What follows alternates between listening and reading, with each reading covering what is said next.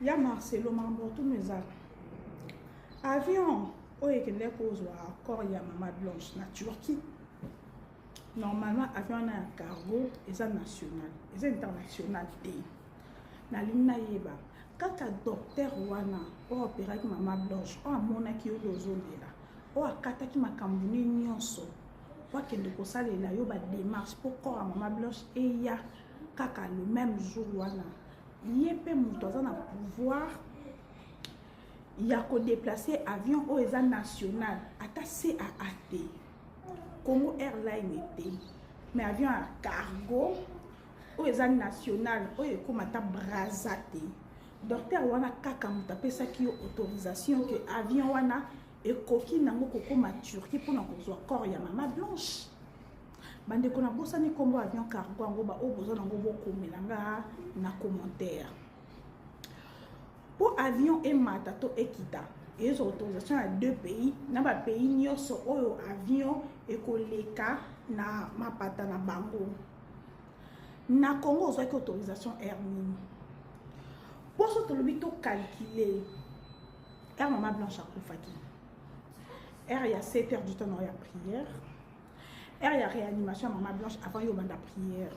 Nazo sunga yo le quoi ba mémoire et Maman Blanche a sorti na maman na été na minuit à Air à Kinshasa 2 heures na Air à Turquie. Tout supposé que ça la opération na 2h30. Opération je vois qui combien de minutes. Na 10 minutes na opération je vois qui 15 minutes et ça li 2h45. Il fallait qu'il appelle ma pendant combien de minutes ou combien de heures pour remarquer que a oumeli par rapport à temps où il fallait qu'à l'amka. Il fallait appeler ma 45 minutes. 2h45 plus 45 minutes et ça lit 3h30. 3h30 heure de Turquie, 1h heure à Kinshasa.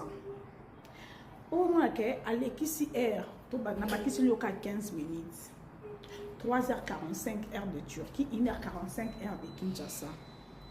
Toute la prière n'a eu ça qui en pendant 7 heures du temps ou 5 heures du temps, on a diminué 5 heures du temps. Tout compter 1h45. Et tant il y a réanimation, pour réanimer, tant il y a réanimation, il cause pratiquement 30 minutes. 4h15 minutes, heure de Turquie, 2h15 minutes, heure de Kinshasa. Donc, diminuer heure à prière, notre cabot, on va diviser par 2, 5 heures du temps. 4h, 5h, 6h, 7h, 8h, 9h, heure de Turquie, 7h, heure de Kinshasa. Maman, heure aussi ici, prière. Vous remarquez que on a été 9h heure voilà maman yo moko yebisa biso 9h heure de Turquie 7h heure de Kinshasa alors que na 5h du matin heure de Kinshasa déjà benga ki petit frère au kataki na nos prières pour benga petit frère il y a Maman Blanche pour yebisa que Blanche a profit alors que yo zaki na foi il y a Job pour na 6h Maman Blanche déjà comment qui parlait qui naé a qui constater que maman a profit 7h30 heure de Kinshasa, 9h30 heure de Turquie. Toche kolela oyo lela ki ya makasi au médecin wana annulé ki ba rendez-vous na nyonso o ezaki prévu parce que ba médecin wana bazwa ka ba rendez-vous en ligne muta futi billet na ye makambo nyonso yo sala opération. Annulé yango. Annulé ki ba rendez-vous na nyonso kwa bonyo tellement lele makasi. Kolela bongo ti médecin a annulé ma camion donc ça 1h du temps. 8h30 heure de Kinshasa, 10h30 heure de Turquie. Médecin a joué décision à 10h30 heure à Turquie, 8h30 heure à Kinshasa.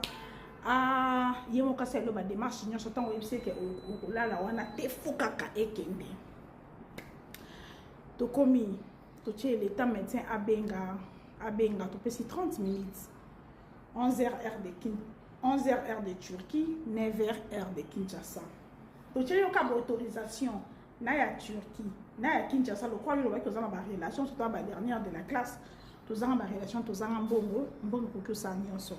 9h heure de Kinshasa, 30 minutes, on a un médecin, on a réussi, pour ça, on va finir à une vous avez autorisation l'État Makambunyo so hôpital nyoso na 30 minutes na ya avion et quitter Kinshasa pour la Turquie dans 30 minutes médecin no azwa ki nyoso je me pose, Azaleki, il y a président, il y a Turquie, to Azanani.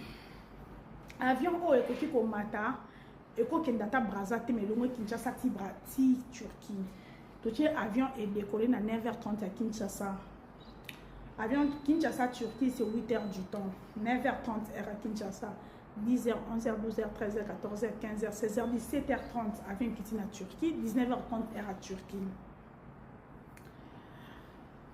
Avion, le temps, et ça, la taxi, et ça, encore à Maman Blanche, Côte, tout le monde peut 30 minutes.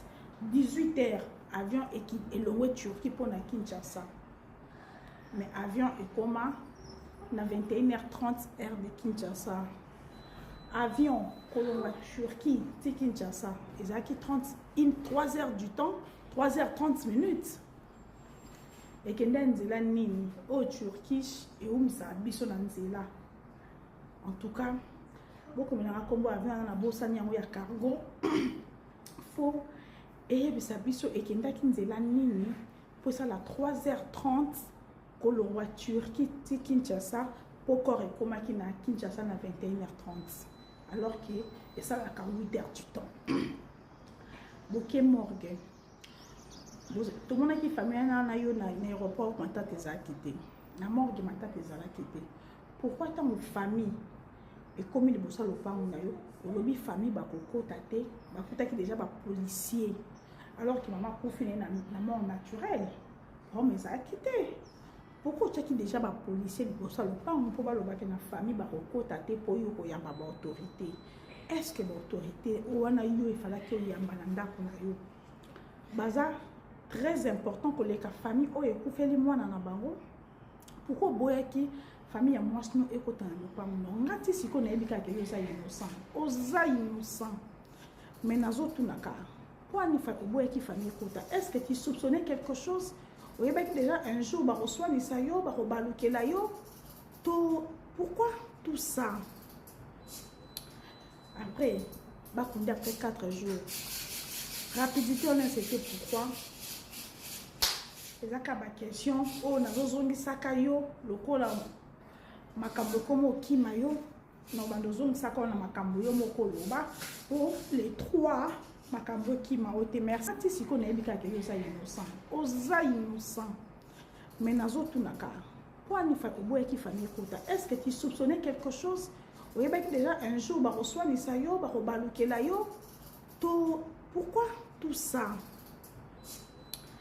Après ba kundi après 4 jours rapidité on a c'était pourquoi c'est ça ma question oh nazo zongi sakayo lokola makambo komo kimayo no bandozong sako na makambo yo moko loba pour les 3 makambo qui m'a ôté merci.